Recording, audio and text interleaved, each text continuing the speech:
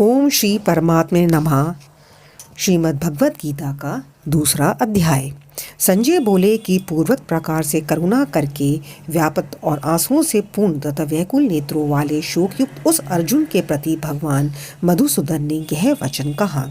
हे अर्जुन, तुमको इस विषम स्थल में यह अज्ञान किस हेतु से प्राप्त हुआ? क्योंकि यह न तो शेष पुरुषों से आचरण किया गया है, न स्वर्ग को देने वाला है, ना कीर्ति को करने वाला है। इसलिए हे अर्जुन, नपुंसकता को मत प्राप्त हो, यह तेरे योग्य नहीं है। हे परम तप, तुझ हृदय की दुर्बलता को त्याग कर युद्ध के लिए खड़ा हो। तब अर्जुन बोले कि हे मधुसूदन, मैं रणभूमि में भीष्म पितामह और द्रोणाचार्य के प्रति किस प्रकार बाणों से युद्ध करूँगा? क्योंकि हे अरिसुदन, वे दोनों ही पूजनीय हैं। इसलिए इन महानुभाव गुरुजनों को न मारकर इस लोक में भिक्षा का अन्न भी भोगना कल्याणकारक समझता हूँ। क्योंकि गुरुजनों को मारकर भी इस लोक में रुधिर से सने हुए अर्थ और काम रूप भोगों को ही तो भोगूंगा। और हम लोग यह भी नहीं जानते कि हमारे लिए क्या करना श्रेष्ठ है, अथवा यह भी नहीं जानते कि हम जीतेंगे या हमको वह जीतेंगे।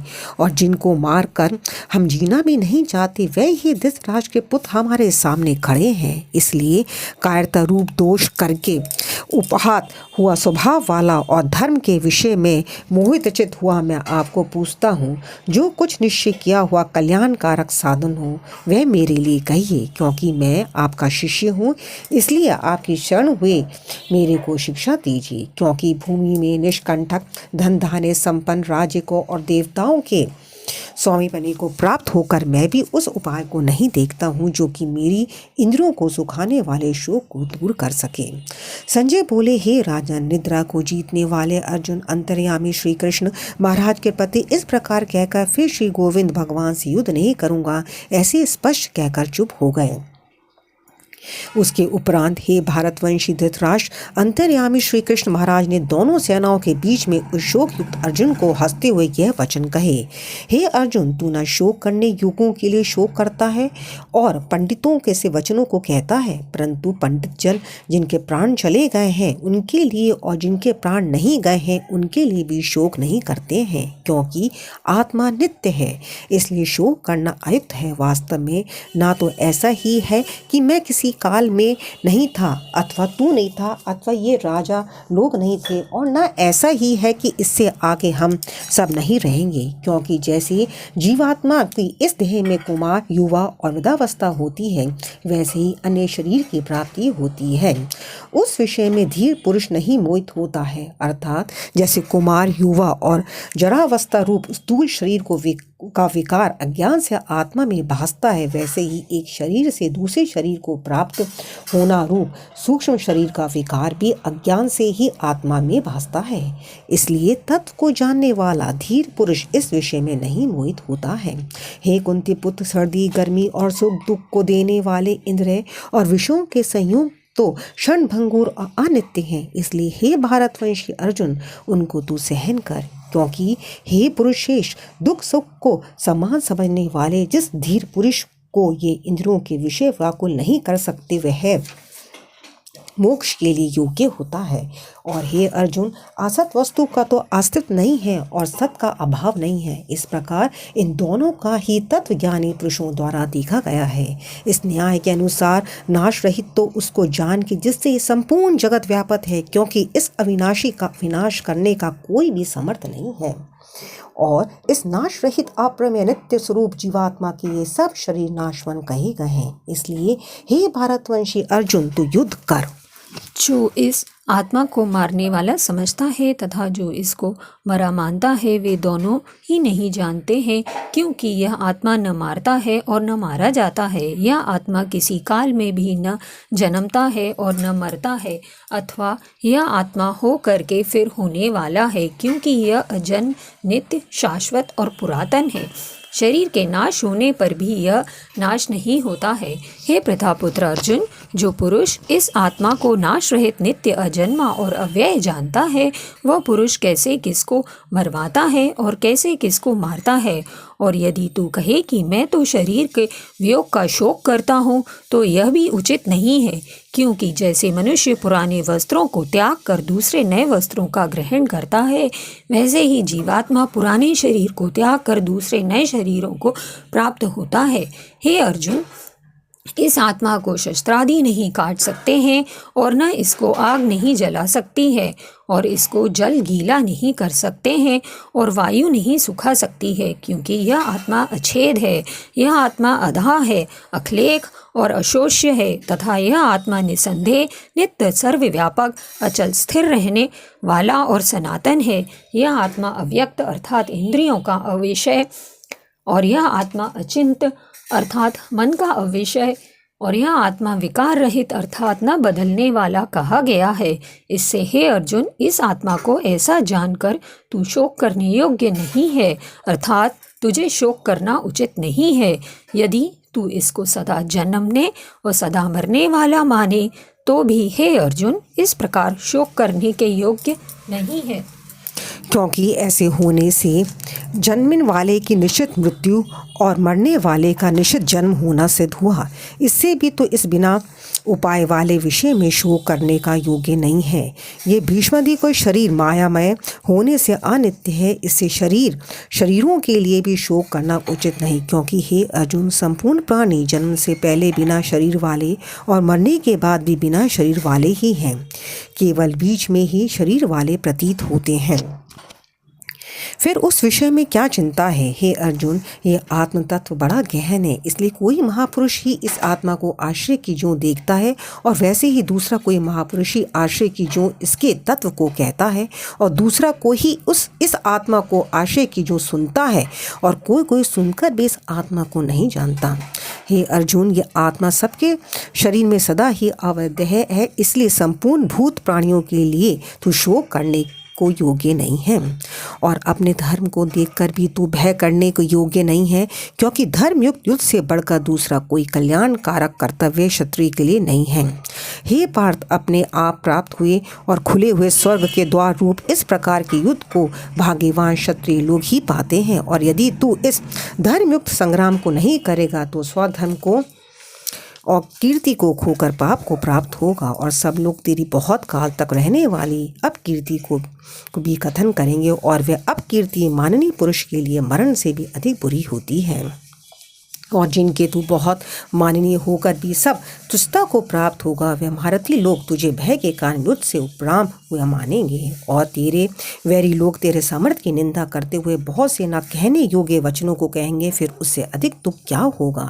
इससे युद्ध करना तेरे लिए सब प्रकार से अच्छा है, क्योंकि या तो मरकर स्वर्ग को प्राप्त होगा अथवा जीत कर पृथ्वी को भोगेगा। इससे हे अर्जुन, युद्ध के लिए निश्चय वाला होकर खड़ा हो। यदि तुझे स्वर्ग तथा राज्य की इच्छा न हो तो भी सुख दुख, लाभ हानि और जय पराजय को समान समझकर उसके उपरांत युद्ध के लिए तैयार हो। इस प्रकार युद्ध करने से तू पाप को प्राप्त नहीं होगा। हे पार्थ, यह बुद्धि तेरे लिए ज्ञान योग के विषय में कही गई और इस को निष्काम कर्मयोग के विषय में सुन। जिस बुद्धि से युक्त हुआ तू कर्मों के बंधन को अच्छी तरह से नाश करेगा। इस निष्काम कर्मयोग आरंभ का अर्थात बीज का नाश नहीं है और उल्टा फल रूप दोष भी नहीं होता है। इसलिए इस निष्काम कर्मयोग रूप धर्म का थोड़ा भी साधन जन्म मृत्यु रूप महान भय से उद्धार कर देता है। हे अर्जुन, इस कल्याण मार्ग से निश्चितक बुद्धि एक ही है और अज्ञानी साकामी पुरुषों की बुद्धियाँ बहुत भेदों वाली अनंत होती हैं। हे अर्जुन, जो साकामी पुरुष केवल फलश्रुति में प्रीति रखने वाले, स्वर्ग को ही परम शेष मानने वाले, इससे बढ़कर और कुछ नहीं है ऐसा कहने वाले हैं, वे अविवेक जिन जन्म रूप कर्म फल को देने वाली और भोग तथा ऐश्वर्य की प्राप्ति के लिए बहुत सी क्रियाओं के विस्तार वाली इस प्रकार की जिस दिखाऊ शोभा युक्त वाणी को कहते हैं, उस वाणी द्वारा हरे हुए चित्त वाले तथा भोग और ऐश्वर्य में आसक्ति वाले उन पुरुषों के अंतकरण में निश्चयात्मक बुद्धि नहीं होती है। हे अर्जुन, सब वेद तीनों गुणों के कार्य रूप संसार को विषय करने वाले अर्थात प्रकाश करने वाले, इसलिए तू असंसारी अर्थात निष्कामी और सुख दुखादि द्वंद्वों से रहित नित्य वस्तु में स्थित तथा योग क्षेम को ना चाहने वाला और आत्मपरायण हो, क्योंकि मनुष्य का सब ओर से परिपूर्ण जलाशय के प्राप्त होने पर छोटे जलाशय में जितना प्रयोजन रहता है, अच्छी प्रकार ब्रह्मा को जानने वाला ब्राह्मण का भी सब वेदों में उतना ही प्रयोजन रहता है। अर्थात जैसे बड़े जलाशय के प्राप्त हो जाने पर जल के लिए छोटे जलाशयों की आवश्यकता नहीं रहती, वैसे ही ब्रह्मानंद की प्राप्ति होने पर आनंद के लिए वेदों की आवश्यकता नहीं रहती। इससे तेरा कर्म करने मात्र में ही अधिकार होवे, फल में कभी नहीं, और तू कर्मों के फल की वासना वाला भी मत हो तथा तेरी कर्म ना करने में भी प्रीति ना होवे। हे धनंजय, आसक्ति को त्याग कर तथा सिद्धि और असिद्धि में समान बुद्धि वाला होकर योग में स्थित हुआ कर्मों को कर, ये समत भाव ही योग नाम से कहा जाता है। इस समस्त रूप बोधि योग से सकाम कर्म अत्यंत तुच्छ है। इसलिए हे धनंजय, समत बुद्धि योग का आश्रय ग्रहण कर, क्योंकि फल की वासना वाले अत्यंत दीन है। समस्त बुद्धि युक्त पुरुष पुण्य पाप दोनों को इस लोक में ही त्याग देता है, अर्थात उनसे लिप्यमान नहीं होता है। इससे समत बुद्धि योग के लिए ही चेष्टा कर। हे समत बुद्धि रूप योग ही कर्मों में चतुरता है, अर्थात कर्म बंधन से छूटने का उपाय है। क्योंकि बुद्धि योग युक्त ज्ञानी जन कर्मों से उत्पन्न होने वाले फल को त्याग कर जन्म रूप बंधन से छूटे हुए निर्दोष अर्थात अमृतमय परम पद को प्राप्त होते हैं। हे अर्जुन, जिस काल में तेरी बुद्धि मोह रूप दलदल को बिल्कुल तर जाएगी, तब तो सुनने योग्य और सुने हुए के वैराग्य को प्राप्त होगा। जब तेरी अनेक प्रकार के सिद्धांतों को सुनने से विचलित हुई बुद्धि परमात्मा के स्वरूप में अचल और स्थिर ठहर जाएगी, तब तू समस्त रूप योग को प्राप्त होगा। इस प्रकार भगवान के वचनों को सुनकर अर्जुन ने कहा, हे केशव, समाधि में स्थित स्थिर बुद्धि वाले पुरुष का क्या लक्षण है और स्थिर बुद्धि पुरुष कैसे बोलता है, कैसे बैठता है, कैसे चलता है।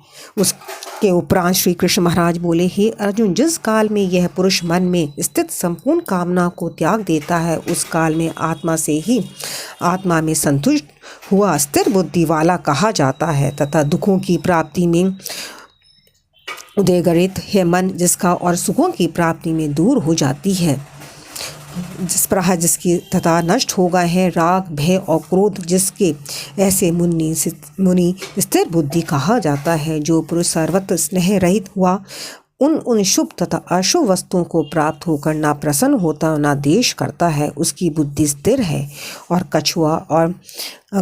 कछुआ अपने अंगों को जैसे समेट लेता है, वैसे ही यह पुरुष जब सब ओर से अपने इंद्रियों को विषय में लपेट लेता है, समेट लेता है, तब उसकी बुद्धि स्थिर होती है।